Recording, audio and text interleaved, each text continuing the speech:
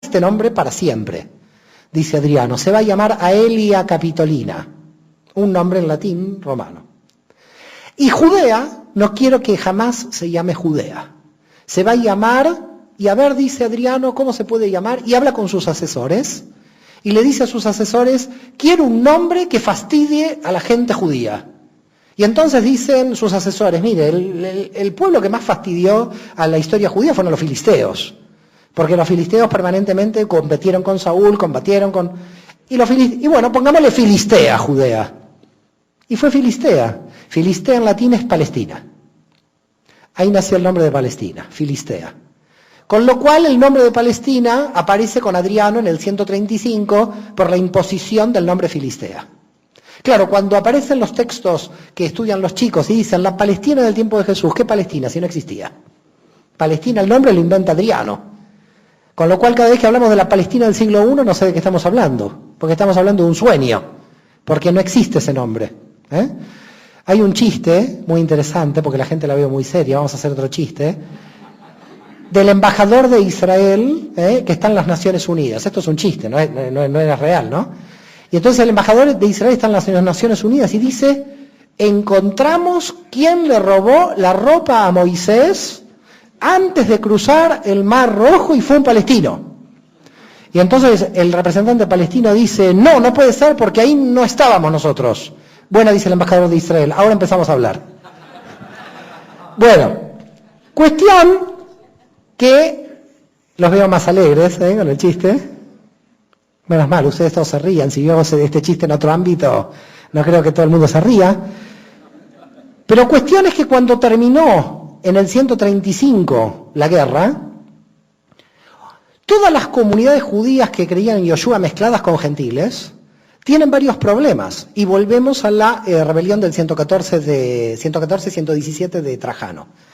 ¿Qué pasó? Cuando los judíos en la época de Trajano se rebelaron todos contra el Imperio Romano, los gentiles que estaban dentro de las comunidades judías mesiánicas dijeron, nosotros pertenecemos a un pueblo que es traidor al imperio. A ver si queda claro el problema que aparece aquí. Hay un romano que es un gentil que va a una sinagoga de Pablo, porque le interesa la Biblia, porque ya está incorporado. Ese romano que está en la sinagoga se pregunta si en esa sinagoga mesiánica los judíos que están ahí son diferentes porque si no son traidores al imperio.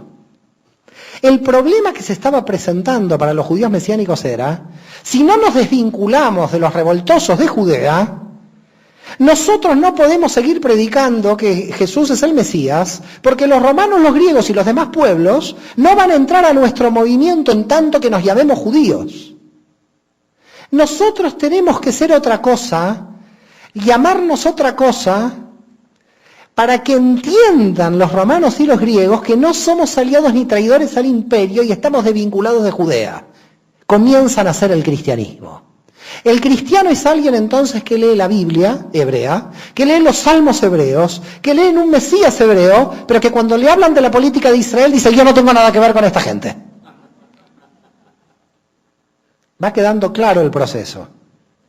Tiene todos los elementos judíos, pero ya se empieza a apartar del nacionalismo judío, porque el nacionalismo judío lo hace traidor al imperio, y los romanos y los griegos no entran al movimiento porque lo ven demasiado judío. Y dice, esta gente está con Israel, con lo cual contra el imperio. ¿Yo qué hago participando de un grupo que está contra el imperio? Se va entendiendo el problema de cómo van haciendo el cristianismo. Ya entonces dice, no, yo soy cristiano. ¿Qué quiere decir yo soy cristiano? Que creo que Jesús es el Mesías, que creo en la Biblia hebrea, pero yo con la gente de Judea y con los judíos no tengo nada que ver.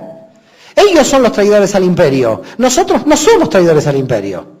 Si no mostraban los judíos que creían en Jesús y los gentiles que no tenían nada que ver con el judaísmo, se estaban mezclando con la política de Israel y por lo tanto eran considerados traidores al imperio. Y por lo tanto empiezan a buscar cómo independizarse del judaísmo.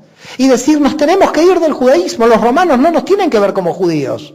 Porque si los romanos nos siguen viendo como judíos, quiere decir que siempre vamos a ser considerados y sospechosos traidores al imperio romano por defender Judea. Se va viendo el problema como aparece. Claro, en la rebelión del 114-117 contra Trajano queda el principio del problema. Pero ya en la tercera rebelión de Bar Kokhba, el problema se acentúa.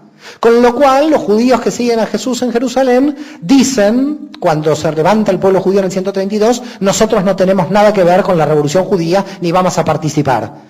Ahí se crea el primer conflicto de los judíos con los judíos mesiánicos que van a pasar allá a denominarse cristianos.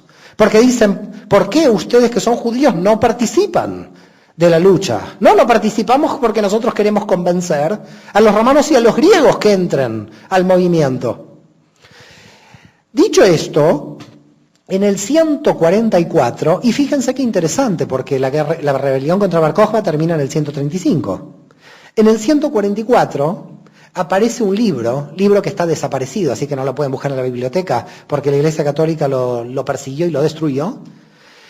Ese libro se llamaba Antítesis, de Marción del Ponto. No se llama San Marción porque quedó fuera.